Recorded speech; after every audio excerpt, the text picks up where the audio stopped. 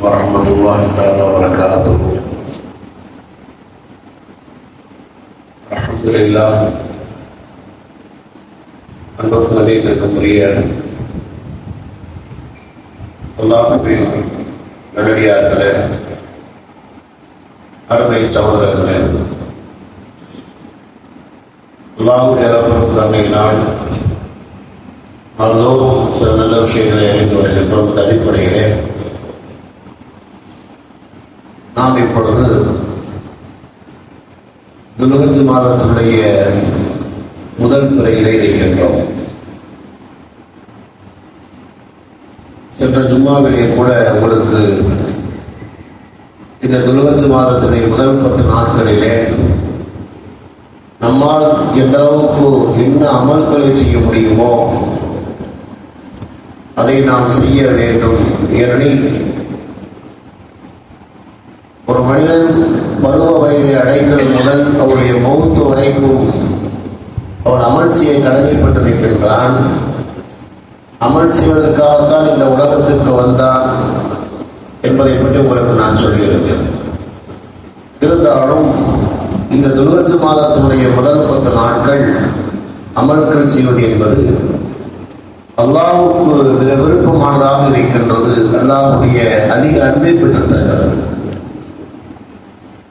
ஹஜ்ரத் ரசூலுல்லாஹி ஸல்லல்லாஹு அலைஹி வஸல்லம் சொன்னார்கள், மாமின் ஐயாமின் அல் அமலு ஸாலிஹு ஃபீஹா அஹப்பு இலல்லாஹி மின் ஹாதில் ஐயாம் யானி ஐயாம் ரஷர். இந்த 10 நாட்கள் அமல் செய்வது அல்லாஹ்வுக்கு எவ்வளவு விருப்பமாக இருக்கின்றதோ அதை போன்று மற்ற காலங்களில் அமல் செய்வது இல்லை என்பதாக பெருமானார் சொல்வார். மற்ற காலங்களில் அமல் செய்வதை விட இந்த நாட்களில் அமல் செய்வது அல்லாஹ்வுக்கு மிக விருப்பமாக இருப்பதாக பெருமானார் சொல்றாங்க. அதனால நாம் அதிகமாக அமல் செய்ய வேண்டும். சரி, நான் இப்போது உங்களுக்கு சொல்லக்கூடிய செய்தி என்னவென்றால், அமல்கள் செய்வதனால் என்ன பலன் கிடைக்கிறது? பொதுவாகவே மனிதனை பொறுத்தவரை எதை செய்தாலும் இதன் மூலமாக என்ன பலன் கிடைக்கும் என்பதை எதிர்பார்க்கக்கூடியவனாக இருக்கின்றான். அது எதிர்பார்ப்பது தவறல்ல. எதை செய்தாலும் அதன் மூலமாக ஏதோ ஒரு பலன் இருக்கிறது. ஒன்று இந்த உலகத்தில் பயனாக இருக்கணும், அல்லது மறுமையின் பயனாக இருக்கும். ஏதோ ஒரு பலனை எதிர்பார்த்துத்தான் மனிதன் செய்கின்றான். அது தவறு அல்ல. அப்படி என்றால் நாம் அமல்கள் செய்ய வேண்டும் என்பதை பற்றி அல்லாஹ் ரசூலும் ஆர்வப்படுத்துகிறார்கள்.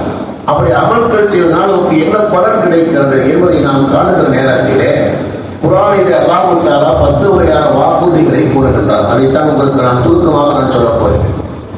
முதலாவது செய்தி என்னவென்றால், அமல்கள் சிறந்தவர்களை சிறந்த படைப்பு என்று அல்லாஹ் தஆலா பாராட்டுகின்றார்.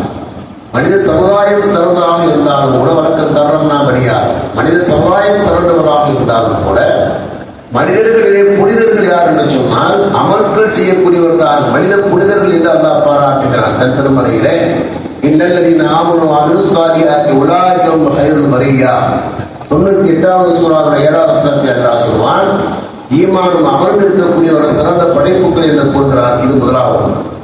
இரண்டாவது அல்லாஹ் கூறுகின்றான், அவருக்கு சொர்க்கத்தை விருந்தாக வழங்குகின்றோம் என்று அல்லாஹ் தஆலா கூறுகின்றான். தன் திருமறையிலே கூறுகின்றான், சூரத் கஹ்ஃபினுடைய 107வது வசனம், இன்னல்லதீன ஆமனு வஅமிலு ஸாலிஹாத்தி கானத் லஹும் ஜன்னாத்துல் ஃபிர்தௌஸி நுஸலா. ஈமானும் அமலும் இருக்கக்கூடிய மக்களுக்கு சொர்க்கத்தை அல்லாஹ் தஆலா விருந்தாக வைத்திருப்பதாக அல்லாஹ் தஆலா கூறுகின்றார்.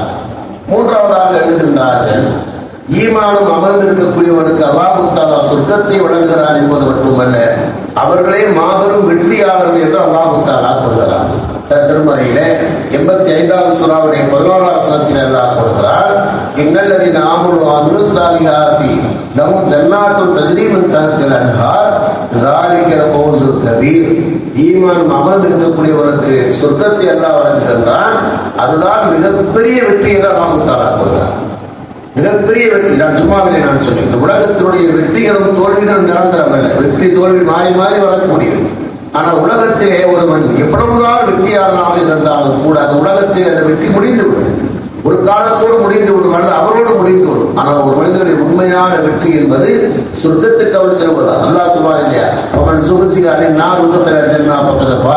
யாருக்கு நரக விடுதலை கிடைத்து சொர்க்கவாதி என்பதாக தீர்ப்பளிக்கப்படுகின்றாரோ, சொர்க்கத்துக்குள்ளே அவன் நுழைகின்றாரோ அவரே வெற்றியாளர் என்று அல்லாஹ் தஆலா கூறுகிறார். அதைத்தான் அல்லாஹ் தஆலா வசனத்திலே கூறுகிறார், அவர்களுக்கு சொர்க்கத்தை வழங்குகிறார் என்பது மட்டுமல்ல, அவர்கள்தான் மாபெரும் வெற்றியாளர் என்று அல்லாஹ் தஆலா கூறுகிறார். இது மூன்றாவது செய்தி. நாலாவதாக அல்லாஹ் தஆலா கூறுகிறார், அல்லாஹ்வுடைய அன்பு அவருக்கு கிடைக்கின்றது, அல்லாஹ்வுடைய அன்பும் நேசமும் அவருக்கு கிடைக்கிறது என்பதை அல்லாஹ் தஆலா கூறுகிறார். 19வது சூராவுடைய 96வது வசனம், இன்னல்லதீன ஆமனு வ அமிலு ஸாலிஹாத்தி ஸயஜஅலு லஹுர் ரஹ்மானு வுத்தா. யார் உதவி செய்றாங்க, ஈமானும் அமலுடையவர்களாக இருக்கிறார்களோ அவர்கள் அல்லாஹ்வுடைய அன்பை பெற்றுக் கொண்டவர்கள் என்று அல்லாஹ் தஆலா கூறுகிறார். இந்த உலகத்தினுடைய அன்பை நாம் பெற்றுக்கொள்வதை நாம் எவ்வளவு ஆர்வப்படுகின்றோம். இந்த உலகத்திலே நல்ல மனிதனுடைய, உயர்ந்த மனிதனுடைய அன்பு கிடைப்பது என்பது பாக்கியம் தான், அது தவறு அல்ல. நல்ல மனிதனை நேசிப்பதை மார்க்கம் கூறுகின்றது. நல்ல மனிதனுடைய நேசத்தை நாம் பெற்றுக்கொள்வதை மார்க்கம் வரவேற்கிறது. நாம் ஷாஜிரவத்தராய் சொல்வாங்க இல்லையா, ஒஹைபு ஸ்தானிகிற வளர்த்தமினும் நான் நல்லவனை நேசிக்கிறேன், ஆனால் நான் நல்லவனில் எழுப்பும் பணிவுக்காக சொல்வார். நான் அந்த அளவுக்கு உயர்ந்தவன் இல்லை, நான் நல்லவனை நேசிக்கிறேன் என்று சொன்னால் அவரை நேசிப்பதன் மூலமாக அல்லாஹ் என்னை சீர்திருத்தலாம் என்பதாக சொல்வார். நல்லவரை நேசிப்பதை மார்க்கம் கூறுகின்றது, நல்லவருடைய நேசத்தை பெற்றுக் கொள்வதை மார்க்கம் கூறுகின்றது. ஆனால் இதையெல்லாம் விட அல்லாஹ்வுடைய அன்பு என்பது மிகப்பெரிய உயர்ந்தது இல்லையா. அந்த அல்லாஹ்வுடைய அன்பு எப்போது கிடைக்கும் என்று சொன்னால், எந்த அளவுக்கு அந்த மக்கள் செய்யறாங்க, அல்லாஹ்வுக்காக நற்செயல்களை செய்து கொண்டே இருக்கிறார், அவர்கள் அந்த அளவுக்கு என்ன செய்யறாங்க, அல்லாஹ்வுடைய அன்பை பெற்றுக் கொள்கிறார். இன்னொரு செய்தி சொல்லட்டுமா, ஹதீஸ் ஷரீஃபிலே ஒரு செய்தி வருது, ரியாது ஸாலிஹீனிலே வரும். ஒரு அழகான ஹதீஸ் வரும். பெருமானார் சொன்னார்கள், அல்லாஹ் தஆலா ஒரு அடியானை நேசித்தார், அல்லாஹ் தஆலா ஜிப்ரீலை அழைத்து கூறுகின்றான், இன்னி உஹிப்புஹு, அவனை நான் நேசிக்கிறேன், ஃபஅஹிப்பா, அவரை நீ நேசிப்பாயா என்று அல்லாஹ் தஆலா ஜிப்ரீலிடத்திலே கூறுகிறார். ஜிப்ரீல் அலைஹிஸ்ஸலாம் அவர்கள் நேசிப்பதோடு மட்டுமல்லாமல் வானத்தில் இருக்கிற மலக்கிடத்தில் அவங்க சொல்றாங்க, இந்த அடியானை அல்லாஹ்வும் நானும் நேசிக்கின்றோம், எனவே நீங்களும் நேசியுங்கள் என்று சொல்லி அல்லாஹ் தஆலா என்ன அல்லாஹ் கூறுவதாக ஜிப்ரீல் அலைஹிஸ்ஸலாம் சொல்வாங்க. அவ என்ன செய்வாங்க அப்படின்னா, அந்த வானத்தில் இருக்கக்கூடிய எல்லா மனிதர்களும் என்ன செய்யறாங்க, எல்லா மலக்களும் என்ன செய்யறாங்க, அவரை நேசிக்கிறார்கள். பிறகு வந்து என்ன செய்யறதுன்னா, இந்த உலகத்தில் இருக்கக்கூடிய மனிதர்கள் மலக்களுடைய உள்ளத்தில் அவர் மீது நேசத்தை ஏற்படுத்துகிறார், அல்லாஹ் தஆலா நேசத்தை ஏற்படுத்துகிறார்களாக ஹஜ்ரத் ரசூலுல்லாஹி ஸல்லல்லாஹு அலைஹி வஸல்லம் சொன்னார். அல்லாஹ்வுடைய அன்பு ஒருவருக்கு கிடைத்து விட்டால் அதனுடைய பலன் என்னவென்று சொன்னால், ஜிப்ரீல் நேசிக்கின்றார், வானத்தில் மலக்கள் நேசிக்கிறார்கள், இந்த பூமியிலே இருக்கக்கூடிய மலக்கள் மட்டுமல்ல எல்லா நல்லடியாரும் நேசிக்கிறார்கள்.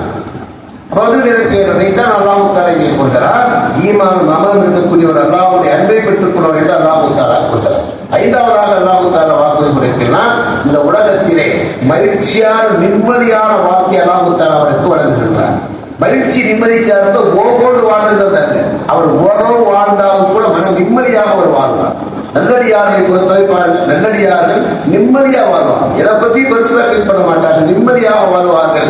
அந்த நிம்மதியான வாழ்க்கையை தருவது அல்லாஹ் தஆலா கூறுகிறார் திருமறையிலே 16வது சூராவுடைய 97வது வசனம், மன் அமில சாலிஹன் தக்கன உன்சா வஹுவ முஃமின் ஃபனுஹ்யிஹு ஹயாத்தன் தய்யிபா. ஈமானும் அமலும் இருக்கக்கூடிய மக்களுக்கு மகிழ்ச்சியான வாழ்க்கையை தரும் என்று அல்லாஹ் தஆலா கூறுகிறார். அவருடைய உள்ளத்திலே மகிழ்ச்சி இருக்கும். அவர்கிட்ட செய்யற குறைந்த வருமானமாக இருக்கிறார், அது வருமானமே இல்லாமல் கூட இருக்கிறார், மகிழ்ச்சியா இருப்பார், சந்தோஷமா இருப்பார். அந்த குடும்ப மகிழ்ச்சியாக வாழும் சாவாக்களுடைய வாழ்க்கையில் பார்க்கிறோம் இல்லையா, அவங்க வீட்டுல பெருசா சாப்பாடு இருக்காது, உணவு இருக்காது, மகிழ்ச்சியா வாழ்வாங்க, நிம்மதியாக வாழ்வார்கள். அப்படிப்பட்ட வாழ்க்கை அவர்கள் அல்லாஹ் தஆலா தருவதாக வாக்கு கொடுக்கிறார். ஆறாவதாக அல்லாஹ் தஆலா கூறுகிறார், அவர்கள் இந்த உலகத்திலே நஷ்டமற்றவர்கள், இந்த உலகத்திலே நஷ்டமில்லாதவர்கள் என்று அல்லாஹ் தஆலா கூறுகிறார். அல்லாஹ் தன் திருமறையை கூறுகிறார், வல் அஸ்ர் இன்னல் இன்சான ஃபீ குஸ்ர், காலத்தில் சத்தியமாக மனிதன் நஷ்டத்திலே இருக்கின்றான், இல்லல்லதீன ஆமனு வ அமிலு ஸாலிஹா வ தவாஸவ் பில் ஹக்கி வ தவாஸவ் பிஸ் ஸப்ர். ஈமானும் அமலும் இருக்கிறது என்று சொன்னால் அவர்கள் நல்ல விஷயத்தை மற்ற மக்களுக்கு ஏவுகிறார்கள், அதன் மூலமாக ஏற்படக்கூடிய சிரமத்தை சகித்துக் கொள்கிறார்கள், அல்லது மற்ற மக்கள் சிரமத்தை இருக்கிற ஆறுதல் சொல்கிறார் என்று சொன்னால் இவர்களை தவிர மற்ற உலகத்திலே இருக்கிற எல்லோரும் நஷ்டவாளி என்று அல்லாஹ் தஆலா கூறுகிறான். ஆக நஷ்டமற்றவர்கள் என்று அல்லாஹ் தஆலா இங்கே கூறுகிறான். சரி, ஏழாவதாக எழுதுகின்றார்கள், அவர்களுக்கு கடந்த காலத்தின் கவலையும் இருக்காது, வருங்காலத்தின் பயமும் இருக்காது. இது இறை நேசர்களுக்கு அல்லாஹ் கொடுக்கிற பாக்கியம். அல்லாஹ்வுடைய நேசர்களுக்கு அல்லாஹ் சொல்வான், அல்லாஹ்வுடைய நேசர்கள் யார், அலா இன் அவுலியா அல்லாஹ் லா உண்மையிலே அல்லாஹ்வுடைய நேசர்கள் யாருன்னு சொன்னால் அவர் கடந்த காலத்தில் என்ன ஒரு நிகழ்வு ஏற்பட்டாலும் சரி அதை பத்தி என்ன செய்வாங்க, அதை பத்தி கவலைப்பட்டுட்டே இருக்க மாட்டாங்க. வாழ்க்கையில கவலைகள் கஷ்டங்கள் வராமல் யாரும் இருக்க முடியாது. எல்லா மனிதனுடைய வாழ்க்கையிலும் சஞ்சலங்கள் என்பது இருக்கத்தான் செய்யும். ஆனால் அதை நினைத்துக் கொண்டே கவலைப்பட்டுக் கொண்டே இருக்க மாட்டார். வருங்காலத்தில் என்ன நடக்குமோ என்பதாக பல மக்களுக்கு பயம். இது அப்படி ஆயிருமோ, இது இப்படி ஆயிருமோ, நான் இப்படி செய்ய போறோம் என்பதாக சொல்லி பயம். இது இவருக்கு இருக்காது. இவர்கள் இறைநேசரை அல்லாஹ் தஆலா கொடுக்கிறான். அந்த பண்பை, அந்த பாக்கியத்தை அல்லாஹ் தஆலா யாரு கொடுக்கிறான் அப்படின்னா அமல் இருக்கக்கூடிய மக்களுக்கு அல்லாஹ் தஆலா கொடுப்பதாக அல்லாஹ் வாக்குறுதி கொடுக்கிறான். குர்ஆனில் அல்லாஹ் தஆலா 2வது சூராவுடைய சூரத்து பக்கராவுடைய 277 வசனத்தை அல்லாஹ் சொல்வான், இன்னல்லதீன ஆமனு வ அமிலுஸ் ஸாலிஹாத் வ அகாமுஸ் ஸலாத்த வ ஆத்தவுஸ் ஸக்காத்த மஜ்ரூம் மின் ரப்பிஹிம் வலா ஹௌஃபுன் அலைஹிம் வலா ஹும் யஹ்சனூன். யாரிடத்தில் ஈமானும் அமலும் இருக்கிறதோ, அவர் தொழுகை நிறைவேற்றுகிறார், ஸக்காத்தை நிறைவேற்றுகிறார்களோ, அவருடைய உள்ளத்தில் அல்லாஹ் தஆலா கடந்த காலத்தில் கவலை அல்லாஹ் தஆலா நீக்கி விடுகின்றான். வருங்காலத்தில் பயம் அவருக்கு இருக்காது என்று சொன்னால் அவருடைய உள்ளத்தில் அந்த அளவுக்கு அல்லாஹ் மீது நம்பிக்கை அவருக்கு அல்லாஹ் தஆலா உறுதியாக ஆக்குவார். கடந்த காலத்தில் முடிஞ்சு போச்சு, இதை கவலைப்பட்டு ஒன்றாக போகுது என்ற எண்ணத்தை அல்லாஹ் தஆலா ஏற்படுத்தும். வருங்காலத்தில் அல்லாஹ்வுடைய கையிலே இருக்கிறது. அதை பற்றி இன்ஷா அல்லாஹ் அடுத்த நாளைக்கு நான் சொல்றேன். அதனால அதை பத்தி என்ன செய்வாங்க, ஃபீல் பண்ண மாட்டாங்க, நிம்மதியாக ரிலாக்ஸா இருப்பாங்க. அந்த வாழ்க்கை அல்லாஹ் தஆலா கொடுக்கிறார். 9வதாக எழுதுகிறார்கள், அல்லாஹ்வை நேரடியாக தரிசிக்கின்ற பாக்கியத்தை அல்லாஹ் தஆலா கொடுக்கிறார். அல்லாஹ்வை அழகான தோற்றத்திலே அல்லாஹ் தஆலா மறுமை நாளையிலே 2 விதமாக காட்சி அளிப்பார். அல்லாஹ்வுக்கு 2 தோற்றங்கள் இருக்கிறது. ஒவ்வொரு மனுஷருக்கும் 2 தோற்றம் இருக்கும். ஒண்ணு ஜமாலி சொல்லுவாங்க இல்லையா, நான் யார் தெரியுமா, நான் நல்லவனுக்கு நல்ல கெட்டவனுக்கு கெட்டவன் சொல்லுவான். பொதுவா மனிதனுக்கு 2 வகையான தோற்றம் இருக்கும். உண்மைதானே, நேசமா இருக்காங்க, நம்ம என்ன செய்வோம், பாசமா இருப்போம், புரியுதா? அப்ப நம்மகிட்ட வந்து என்ன செய்யறாங்க, நம்ம ஒம்பெடுப்பாங்க, அப்ப விசிரிச்சுட்டு உட்கார்ந்துருப்போமா, டேய் நான் யார் தெரியுமா அப்படின்னு கேட்போம் இல்லையா. அல்லாஹ்வுக்கும் 2 தோற்றம் இருக்கிறது. அல்லாஹ் தஆலா மறுமை நாளை விசாரணை நேரத்தில் ஜலாலியத் என்ற தோற்றத்தில் எல்லாம் இருப்பார். ஜலாலியத் தோற்றம்னா கம்பீரமான தோற்றத்திலே, அவனை கண்டு மக்கள் அஞ்சுகின்ற தோற்றத்தில் இருப்பார்.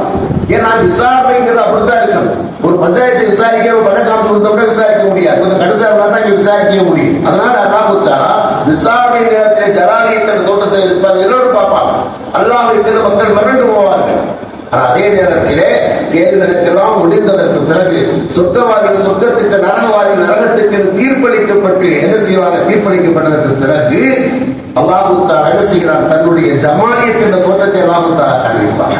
ஜமாலியத்தின் அழகான தோற்றத்தை பெருமானா சொல்வாங்க, இதா ராவுல்லாஹ நஸவு நஈமுல் ஜன்னா, சொர்க்கவாதிகள் அல்லாஹ்வை பார்த்தால் சொர்க்கத்தின் வாக்கியத்தை மறந்து போவார்கள்.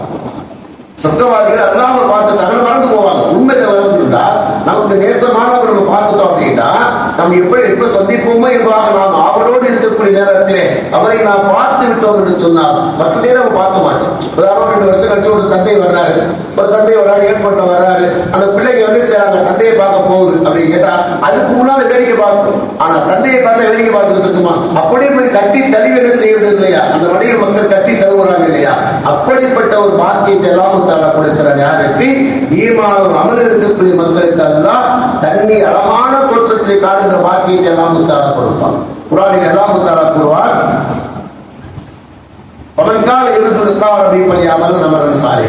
யார் அல்லாஹ்வை சந்திக்க நாடுகிறார்களோ அவர்கள் அமல்கள் செய்யும் என்று அல்லாஹ் தஆலா கூறுகிறார். 9வது செய்தி. 10வது செய்தி எழுதுகிறார்கள், அவருடைய வாழ்க்கையில் ஏற்படுகின்ற சிறிய சிறிய குற்றங்கள் எல்லாம் இந்த நன்மையின் மூலமாக அளிக்கப்படுகிறது. பெரும் பாவங்களுக்கு தான் தௌபாவின் மூலமாக அளிக்கப்படும், ஹஜ்ஜின் மூலமாக அளிக்கப்படும். ஆனால் மற்ற சிறிய சிறிய அமல்கள் எல்லாம் மற்ற அமல்களின் மூலமாக சிறிய சிறிய பாவங்கள் எல்லாம் அளிக்கப்படுகிறது. அல்லாஹ் தஆலா தன் திருமறையில் சொல்வான், வஅதல்லாஹு அல்லதீன ஆமனு வ அமிலுஸ் ஸாலிஹாத்தி லஹும் மக்ஃபிரத்துன் வ அஜ்ருன் ஈமானும் அமலும் இருக்கக்கூடிய மக்களுக்கு என்ன செய்யுது அப்படின்னா பாவ மன்னிப்பு ஒருவருக்கு ஏற்படுகிறது. அப்படின்னா என்ன அர்த்தம் அப்படின்னா மனிதர்கள் சில நேரத்தில் தெரியாமல் அறியாமல் சில தவறுகளுடைய வாழ்க்கையில் ஏற்படும். அதாவது பெரிய தவறுகள் என்பது தௌபாவின் மூலமாக மன்னிக்கப்படுகிறது. அது அல்ல, ஒரு மனிதனுடைய வாழ்க்கையில் யதார்த்தமா சிறிய சிறிய குற்றங்கள் ஏற்படும் அப்படின்னா இந்த குற்றங்களுக்கான மன்னிப்பை அல்லாஹ் தஆலா அமலிலே அல்லாஹ் தஆலா வைத்திருக்கிறார்.